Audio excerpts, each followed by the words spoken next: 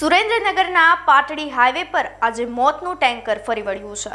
પાટડીની ITI પાસે પૂરપાટ ઝડપે આવતા ટેન્કરે એક બાઇક સવારને અડફેટમાં લેતા અરેરાટી વ્યાપી ગઈ છે। હવે આ સમગ્ર અકસ્માત એટલો ભયાનક હતું કે બાઇક સવારનું ઘટના સ્થળ પર જ કમકમાટી ભર્યું મોત નીપજ્યું છે। સમાચારોની વિગતવાર ચર્ચા કરીએ। નમસ્કાર, આપ જોઈ રહ્યા છો ન્યૂ ભારત ન્યૂઝ અને હું છું આપની સાથે વલ્લરી વ્યાસ। સુરેન્દ્રનગરના પાણી પુરવઠા વિભાગના કોન્ટ્રાક્ટર પર ચાલતા આ ટેન્કરે માર્ગ પર લોહીની હોળી ખેલી દીધી છે। સમગ્ર અકસ્માત બાદ હાઈવે પર લોકોના ટોળેટોળા એકત્ર થઈ ગયા હતા। તંત્રની ઘોર બેદરકારી સામે હવે રોષ ફાટી નીકળ્યો છે।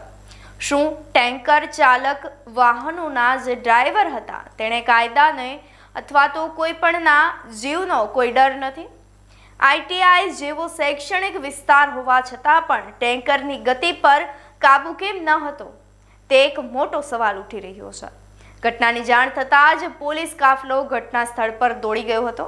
તપાસનો ધમધમાટ તેજ કરી દેવામાં આવ્યો છે। તો એક હસતો રમતો પરિવાર આજે જીવલેણ અકસ્માતના કારણે વિખેરાઈ ગયો છે। હવે જોવાનું એ રહેશે કે માસૂમનો જીવ લેનાર આ ટેન્કર ચાલક સામે પોલીસ કેવી કડક કાર્યવાહી કરે છે। આપ જોતા રહો ન્યૂ ભારત ન્યૂઝ।